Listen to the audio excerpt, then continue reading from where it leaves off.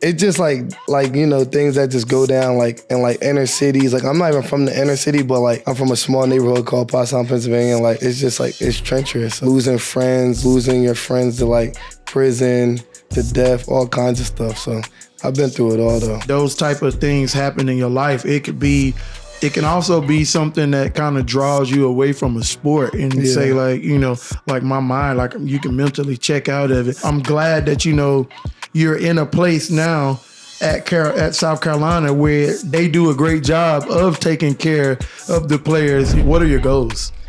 My personal goals, I definitely want to have over 1,000 yards, and I just want to like prove that I'm one of the best. Like like when you watch us play, like versus those big schools, I want y'all to look at it and be like he the best on that field. Like I'm looking at it as being a 9 to 10 win team this year. Facts. So I know with you definitely 10 because Facts. Like you said, that running back room is gonna be crazy. Yeah.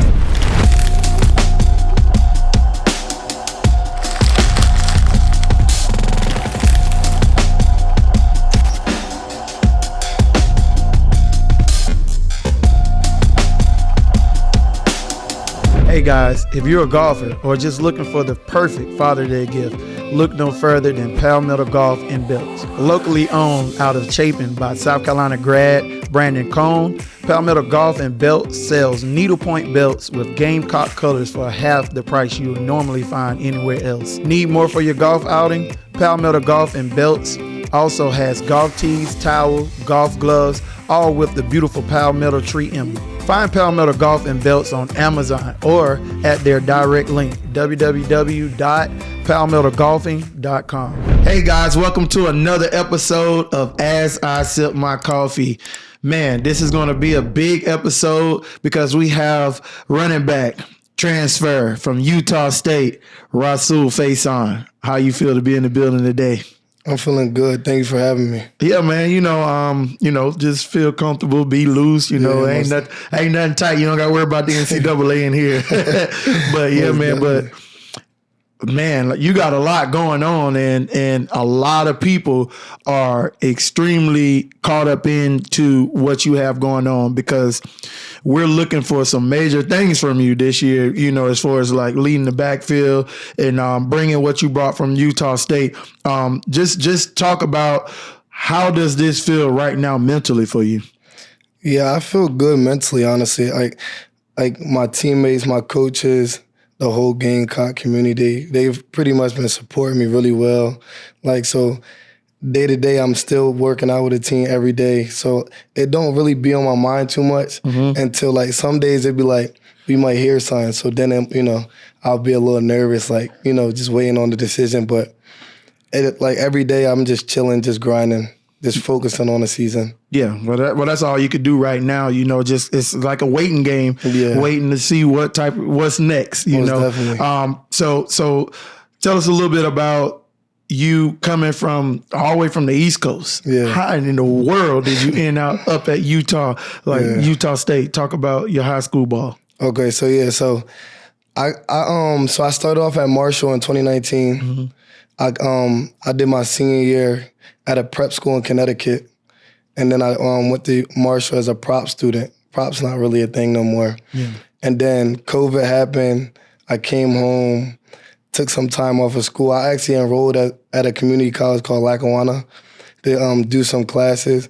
But the next semester, I took a semester off because I had things going on at home, family problems, things like that.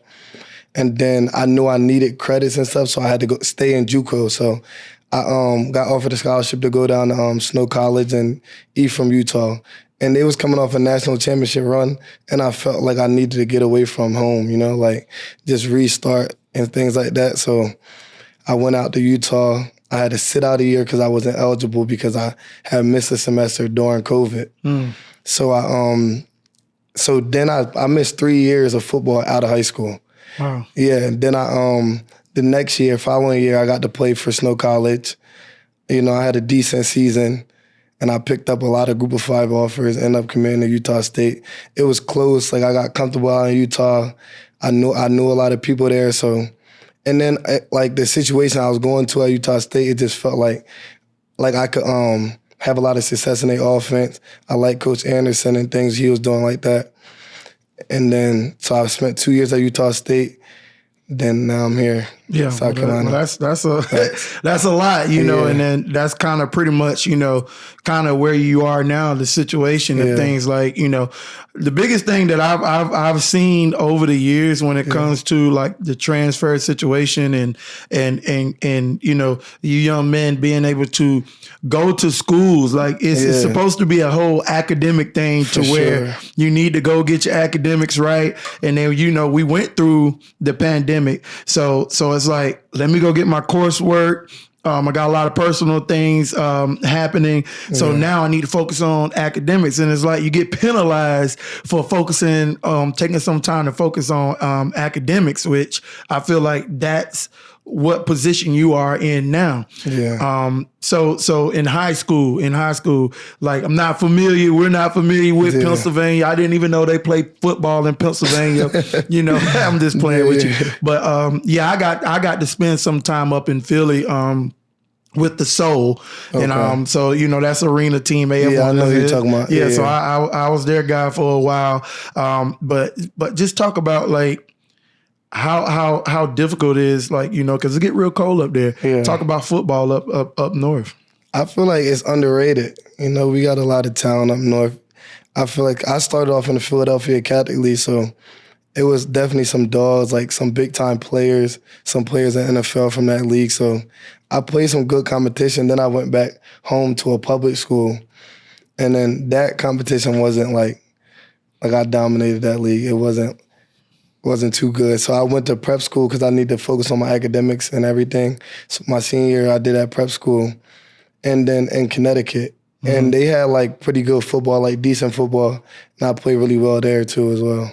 So, Well, but Philadelphia got some talent for sure, most definitely. Hey, what's the high school up there that's pretty much, they're always rated top in the country? It's like I think St. Joe's Prep.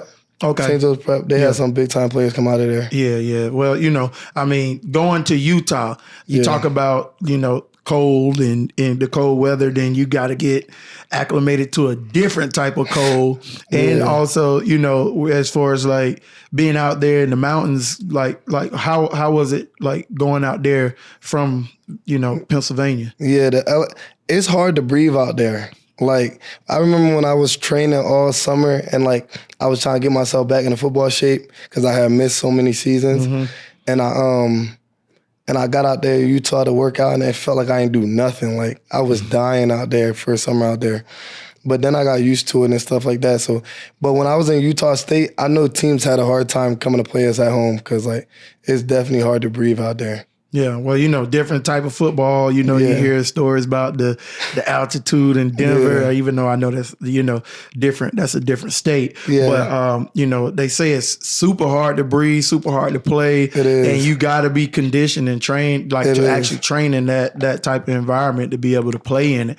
Man, so you know, you talk about a lot of personal things, like a lot of people and fans particularly don't understand that you guys are human. Facts. and that you have things go on in your life. I mean, some players deal with grief, some players deal with, you know, not being able to have, you know, both of their parents as far as like into their careers, and or not having neither of their parents in their careers on some cases we have seen. So talk about a lot of the things, like some of the personal things that you had to get through to be able to still be able to play. Yeah, so I grew up in a single parent household. My father was incarcerated for 15 years. So growing up like that, you know, my mom had to take care of everything, working multiple jobs.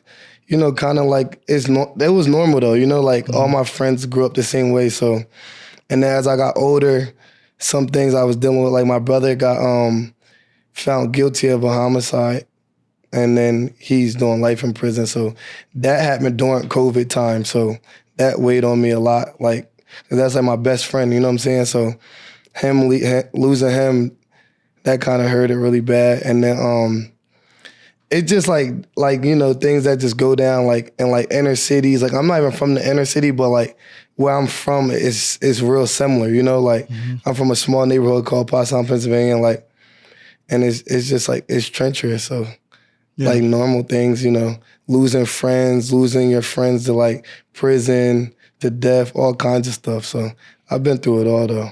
Yeah, and you talk about like your brother and having that's your older brother? Yeah. Having an older brother, someone, I'm pretty sure, I mean, I can look at you and tell that if he's anything, you know, like you, he probably was an athlete himself. Yes, sir. So, you know, when you have like those type of things happen in your life, it can also be something that kind of draws you away from a sport and say like, you know, like my mind, like you can mentally check out of it. And I'm big on like when it comes to mental health and checking to make sure, you know, the next person is okay. Yeah. And that's pretty much my mission daily. For sure. And I'm glad that, you know, you're in a place now at South Carolina where they do a great job of taking care of the players, you know, especially with Demo, you know, the things that he is able to do with the players and the others. Like, how big has that been as far as like having someone like that to help you like cope with still like not having your brother or, you know, going through saying like, okay, now my brother's incarcerated, my dad was incarcerated. Like, what are the chances? Because right now it seems like the chances could be like, do I follow or do I step away? Like, how do you stray away with that? And how has being in the South Carolina organization, how does that help you? Yeah, I feel like growing up, I've always been different though. Like in my neighborhood, like, everybody, it's like not normal to like, you know, go to college, things like that. Like, but I knew like my whole life, like I was gonna go to school for ball, things like that. I knew I always wanted to play in NFL. So like, I always been locked in on the football aspect, you know what I'm saying? Yeah. So like coming to South Carolina and actually having a support system, that just helped. But like my whole life, like I've been different. Like growing up with my friends and stuff, I always felt like everybody in my neighborhood, like they knew like he's the one. Yeah, facts, yeah. Yeah, and that's one of the things, especially, you know, when you come up in an area where it, like you said, is filled with what people would say like, you know, homicide or you know, different type of crime. For sure. And you're one of the ones that says like, you know, like, hey, I'm a little bit different. Yeah. I'm gonna focus on my academics. I'm gonna do this, and I'm also gonna be an NFL player. Yeah. And I'm pretty sure that you get to. Do you ever get to go back home and kind of do anything, you know, in your neighborhood where you're from? Yeah. So this week I'm going home for the first time in a while, and I'm having a youth camp. Wow. So like get to give back to the kids a little bit. But I've been wanting to do something like this for a while, so I'm super excited. Yeah. And then like really just show the kids like me, like growing up, I always like, you know, like I had a lot of people incarcerated, you know, close people like going to jail, going to prison, things like that. And, you know, just going down the wrong path. So I knew like I had like a bunch of examples of things I didn't want to be like. You know what I'm saying? Like me growing up, I didn't really have like too many role models. It was like, I don't want to be like that. You know what I'm saying? So I just want to show the kids like, you know, like if I could do it, they could do it for sure, you know? Yeah. Like I said, man, this not a rehearsed conversation. And I'm learning a whole lot, you know, about the person that I'm sitting beside in this conversation, because the only thing we see is the headlines, like what's going to happen with Faison? Are we going to have him this year? And that's really been the only thing that we have been hearing about as, you know, the outside. Yes, but to hear like, you know, the things that you've been able to overcome, the obstacles and things like that, to even be in this seat. Yeah, this has to be an extremely difficult thing for you. For sure. Saying like, you know, hey, I put up 1,800 yards at Utah State. I do my stats. You know, I check my stats. So I put up these stats, and now it's like, now I'm here at this in the SEC. Yeah. This is the freaking SEC, man. We're talking about the big games. Yeah. So, you know, finally getting to play, you know, on that, well, not play on that level, but be a part of the culture. Like, where does this, like, I'm kind of like, you know, sitting in a state of kind of like, I wish this happens for you. For sure. But, like, how is this like impacting you daily? I know you say you don't think about it, but I'm human. For sure. You're human. Yeah. Like, you can't say it don't impact your daily, but not thinking about it, that's a good way. But like on your daily walk, like is there like any type of like thing you do to just keep you away from it? Yeah, really being with my teammates and like my coaches and stuff, like, cause it just make me feel like it's going to go right. Yeah. Like when I go into the building, like I'm working out, meetings, you know what I'm saying? PRPs, walkthroughs, all that. So like just being around them and make me just feel like I'm getting ready for a game in a couple weeks. You know what I'm saying? So getting ready for fall camp next week. So I'm not like, it don't really like weigh on me too much, but like I know like if I do get this opportunity to play, like how much it could change like things for my life. So I just pray like, you know, the NCAA do right by me and I get this opportunity for sure. Yeah, I mean, once, like you said, you explain your path, and from the outside looking in, it's like it's a no brainer that for sure that this year should be a year that's granted to you. Most definitely. And you know, like going into it, you're preparing to be able to play and possibly be the starting running back this year. New offensive coordinator, new offense for you, new environment. What has been the difference in like your preparation at Utah State compared to Carolina?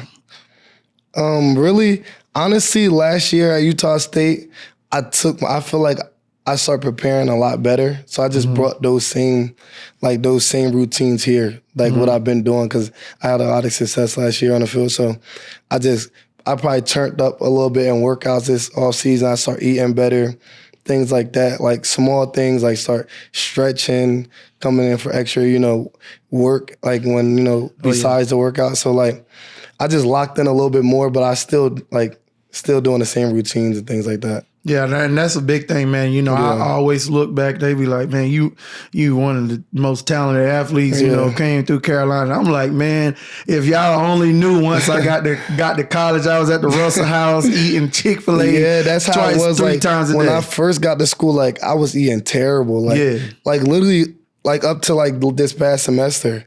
Then I feel like I put on a lot of weight that I didn't want on me. Like I got up to like 228 when I first got here. And I played last season at 205. So I'm like, wow, I don't like feeling this heavy. So I got all the way now, I'm like 215 and I feel comfortable, light on my feet again. So yeah. I'm pretty sure the facilities and are way much different. Oh yeah. It's night and day. Night and day. It's like the things like I got access to here is like, it's crazy. Yeah. So you know, a lot of players get talked about like why are you transferring? Are you doing it for the money or you know, that's one of the big talks now, but people don't understand like the different opportunities to be able to embrace a culture where you got like underwater treadmills and the different like nutritional like things that you guys have at Carolina that you may not have at the smaller schools. Yeah. And I know that has to be a big thing too also for you to have the support nutritional that you probably didn't have at Utah State. Yeah, for sure. Like it's like the nutrition part, like, and then we got Yemi, like we got our own, like he tells us like what we should be eating, what we, you know. So like right when I come in the facility, he's telling me everything, you know, I should be putting in my body, what I should be eating when I leave the facility. So, yeah, you know, if you're not taking advantage of it, that's on you. Yeah. But definitely, like, I would say from transferring part, what you had mentioned, I feel like me transferring, I just wanted the opportunity to play versus the best. So, like, you can't really be mad at someone for wanting the best for themselves at the same time. Like, coaches do it all the time, you know? Yeah. Coach gonna do it, you know what I'm saying? Like, so us players, we want to play versus the best, compete versus the best, prove we one of the best as well. So, an opportunity, like people we meet, like different things, like advantages we have here to prepare us for the next level. Like, sometimes it's like, you just gotta do what you gotta do. Yeah, and then like you just said, the people you meet, like, you know, like I'm blessed to meet some of you guys. For sure. I haven't really been around the program as much over the past, you know, decade or so, but just to be able to kind of get back into meeting some of you guys, you know, like I once sat in your seat, you know, I once was that guy, and then to see meet some of you guys, like some of your teammates, to see like how the actual program has shifted so much.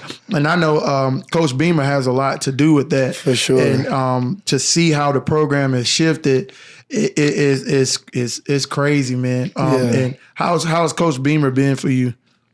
He a great coach, and like it's crazy. Like one thing about Coach Beamer, it's crazy how he knows everybody on a personal level. Like we got like 100 kids, like, and he could tell you about all of us. Like, so that was like one thing that stuck out to me. Like just being around him, like he really take the time to get to know his players, so you know him on that level. And he just been supporting me, you know, like telling me like it's gonna be all right, you know, just keep grinding, keep preparing.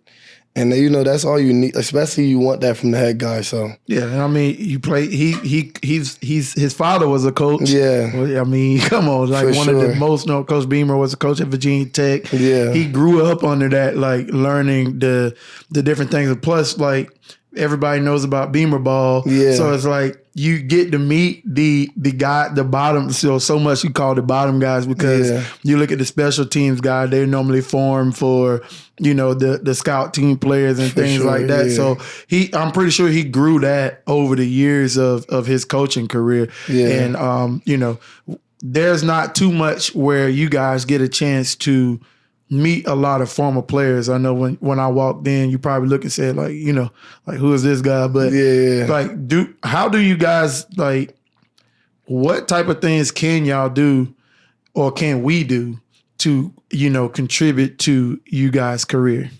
Like you're saying the players prior? Like just players prior, because, you know, we haven't really I know once when I played that there wasn't necessarily a major connection from, you know, 10. I mean, I got to Carolina in 2003. And so, you know, now we talking about 2025. So you don't know nothing about, you know, Savell Newton. Facts. But I'm sitting here and I'm like, man, like I would love to not just be on a podcast to meet you guys. Like how can some of these, you know, some of my teammates or some of the guys before, what's the best way that you could see that we could kind of form like something to where players could help out? Because we don't know that players have family members that's been incarcerated or things like that. But there's probably some ways that we could connect, like to do things. I feel like one of the biggest things, I feel like people should just come back. Yeah, come back, watch us practice, come watch us work out. Because the culture we got at South Carolina, like, everybody is good. Like, we got good people in that locker room, you know what I'm saying? So,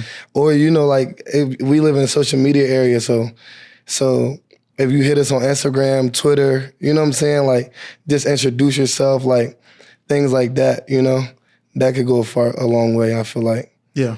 And I think that's a major point because, you know, like I said, I've interviewed two of your teammates, Nick Harbor and Brandon Cisse. For sure. Two extremely humble guys, and we exchange, you know, the accounts and things like that. And I reach out to them and say, hey, you working hard, boom, boom, boom. Literally. And then they literally respond right back. So that's my first connection with any players over the past decade, and that kind of felt like good to kind of, you know, meet with y'all guys. And this is your last year. Yes, sir. Yeah. And we're praying that this is your last year that you get to play.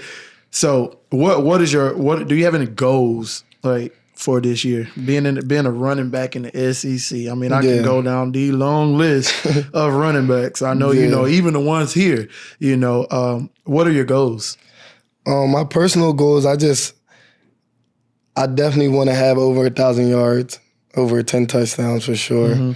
And I just want to, like, prove that I'm one of the best. Like, you know, like, when you watch us play, like, versus those big schools, I want y'all to look at it and be like he the best on that field. Like, one of the best on the field or the best, you know? So, definitely at the running back position.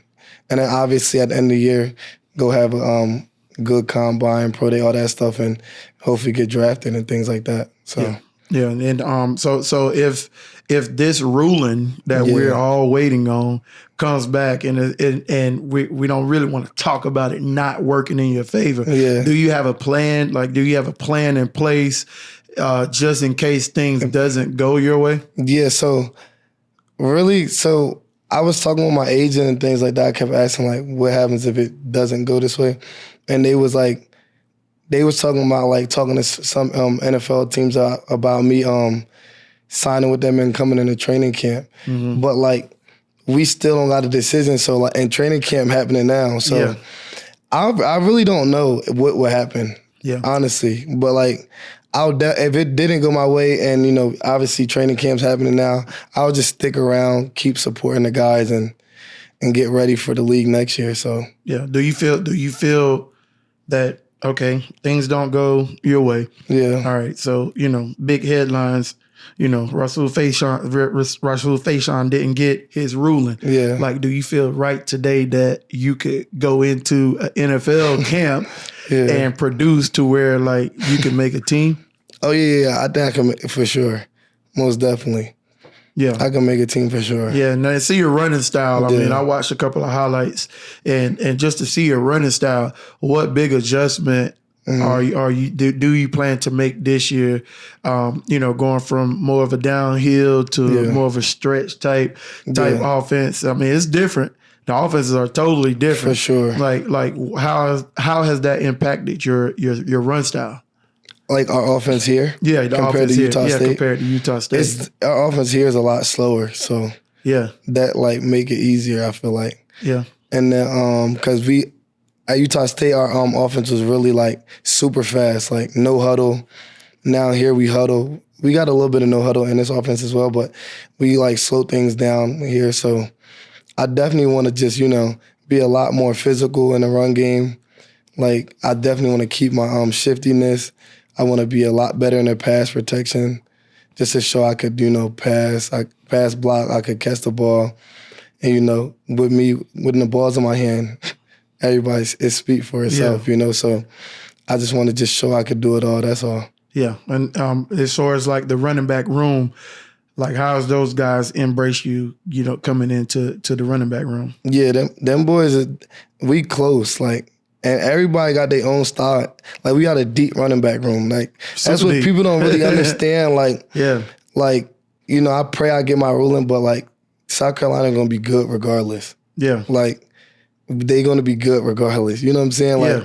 Like, if I play, like, you know, when I get my ruling, like, I'm definitely going to make the team a lot better. But, like, they going to be good regardless. Like, our backfield, like, we got Oscar Attaway, Jawarn, Brad, Matt. We got a new addition, Isaiah. Like, them boys is all good, like really good. So y'all everybody gonna see like, it's deep back there for sure. Yeah, and that's what you got to have in the SEC. Yeah. Well, nowadays that's what you got to have.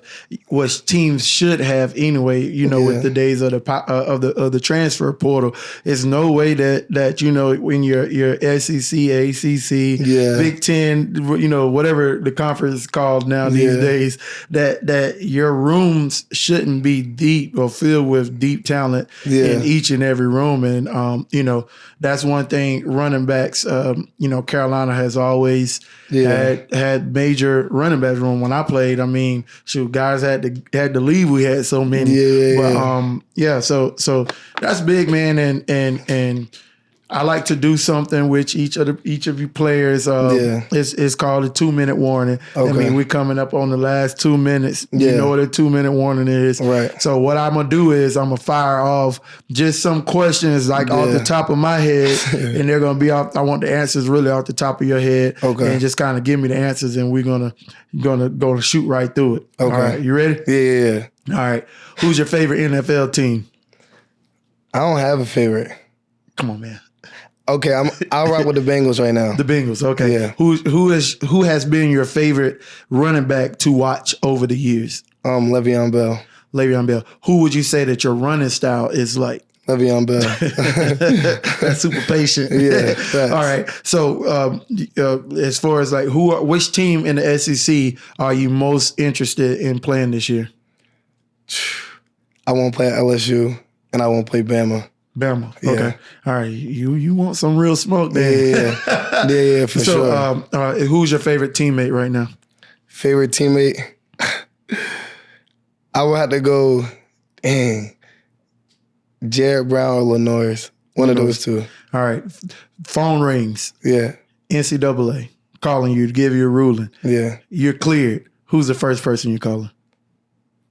I'm calling my mom instantly. Yeah. Instantly, like it's go time. It's go time. Yeah. Facts. Yeah. So that's pretty much it, man. Like, and I appreciate you. Oh yeah, and Jaquel Holman. Who? Jaquel Holman, freshman. That's my dog. That's your dog. Yeah, right? facts. But I mean, man, it's all on the table. Yeah. We should be getting something here soon. Yeah. And like for me, I will be, you know what I'm saying, be thinking of you this time and hoping that I get to see you play in person. I don't want to watch highlights anymore. I just want to see what you're going to bring to it. I think this year is going to be, like I say, a fantastic year for us. Yeah. I haven't gave a prediction, but I'm looking at us being, a 9 to 10 win team this year. Facts. So, I know with you, definitely 10 because, like you said, that running back room is going to be crazy. Yeah. So, we're going to be looking out for things and wanting you to get granted that last year. You deserved the last year, not just because you are a player,